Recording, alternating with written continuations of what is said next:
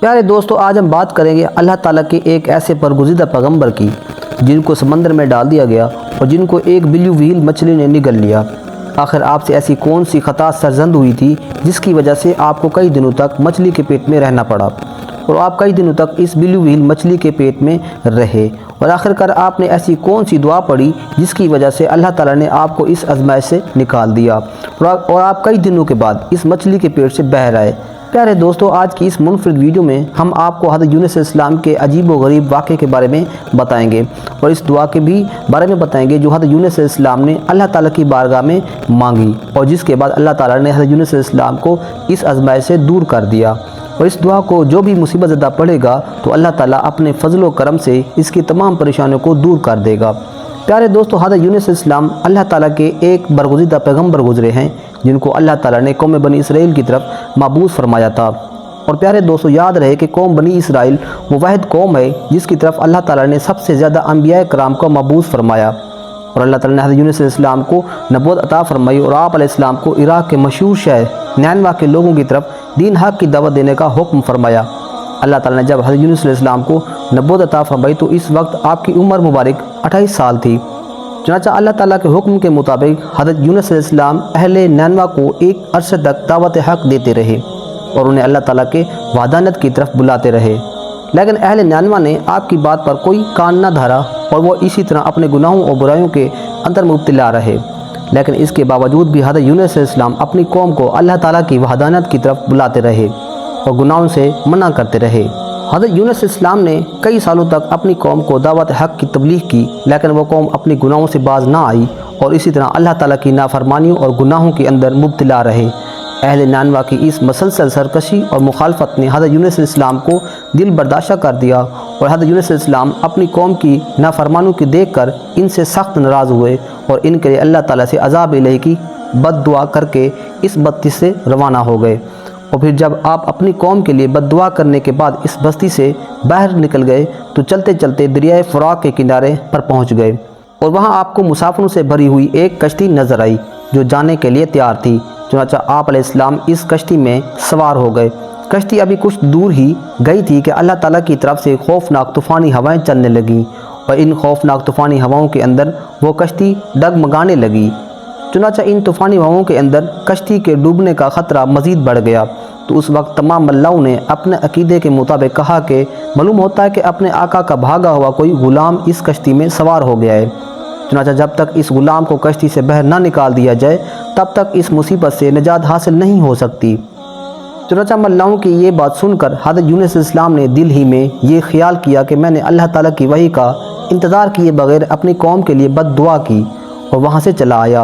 اور شاید اللہ تعالیٰ کو میرا یہ عمل پسند نہ آیا ہو اور اس وجہ سے یہ آثار نمودار ہوئے ہیں۔ چنانچہ یہ منظر دیکھ کر حضرت یونس علیہ السلام نے ان ملاحوں سے کہا کہ میں ہی وہ بھاگا ہوا غلام ہوں جو اپنے آقا سے بھاگ کر یہاں اس کشتی پر سوار ہوا ہے، مجھے کشتی سے نیچے پھینک دو تاکہ یہ طوفان رک جائے۔ مگر کشتی میں سوار تمام مسافر اور ملاح آپ کے بارے میں خوب جانتے تھے اور آپ کو ایک نیک انسان سمجھتے تھے،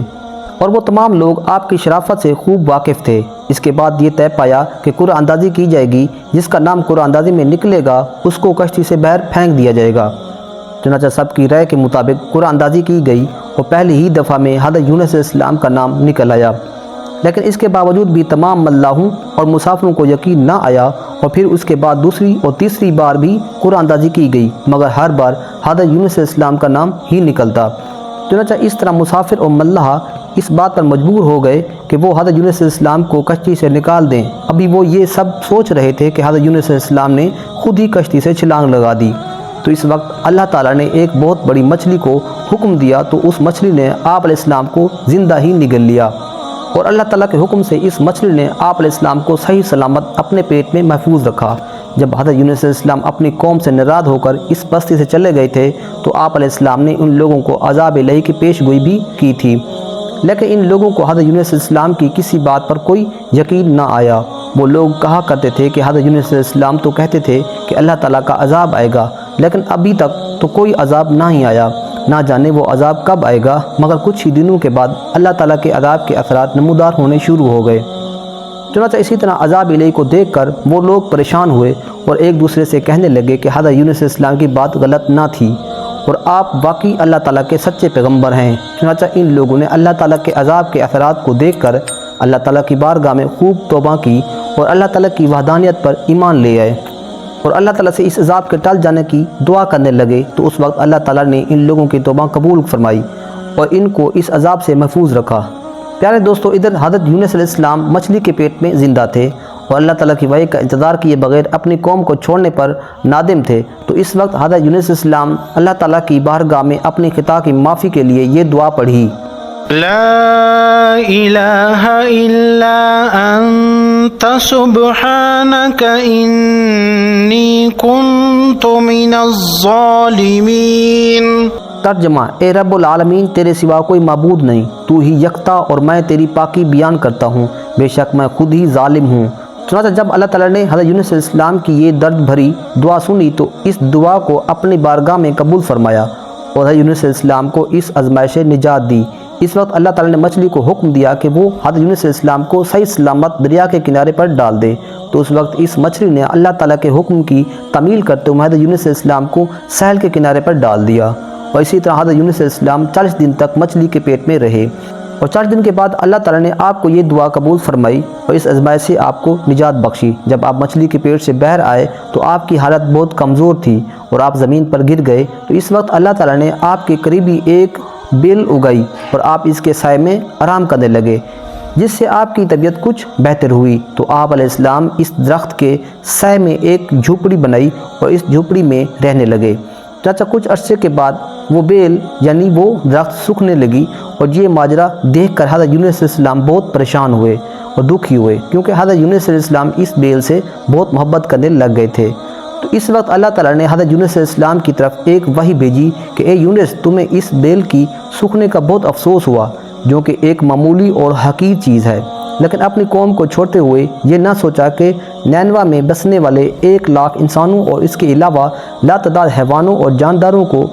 ہلاک کرنے میں ہمیں ناگواری نہ ہوتی کہ ہم ان کے لیے اس سے بھی زیادہ مہربان نہ ہوتے جتنا تم اس بیل کے لیے ہوئے ہو۔ آپ وحی کا انتظار کیے بغیر ہی اپنی قوم کو چھوڑ کر چلے آئے۔ ایک نبی کی یہ شان نہیں کہ وہ اپنی قوم کو بد دعا کر کے نفرت کی وجہ سے ان سے جدا ہونے میں جلدی کرے اور وحی کا انتظار بھی نہ کرے۔ پھر اللہ تعالیٰ نے حضرت یونس علیہ السلام کو یہ حکم دیا کہ وہ دوبارہ نینوا جائے اور وہاں پر رہ کر نینوا کے لوگوں کو دین حق پہنچائے۔ اس وقت حضرت یونس علیہ السلام اللہ تعالیٰ کے حکم کے مطابق نینوا کی طرف دوبارہ تشریف لے گئے اور انہوں نے حضرت یونس علیہ السلام کی آمد پر بہت خوشی کا اظہار کیا اور پھر حضرت یونس علیہ السلام سے دین کی تبلیغ حاصل کرنے لگے۔ اللہ تعالیٰ سے دعا ہے کہ اللہ تعالیٰ ہمیں بھی نیک اعمال کرنے کی توفیق عطا فرمائے اور برے اعمال سے محفوظ فرمائے۔ اسی طرح کی معلوماتی ویڈیو دیکھنے کے لیے ہمارے چینل کو سبسکرائب کریں اور ملتے ہیں نیکسٹ ویڈیو میں، تب تک کے لیے اللہ حافظ۔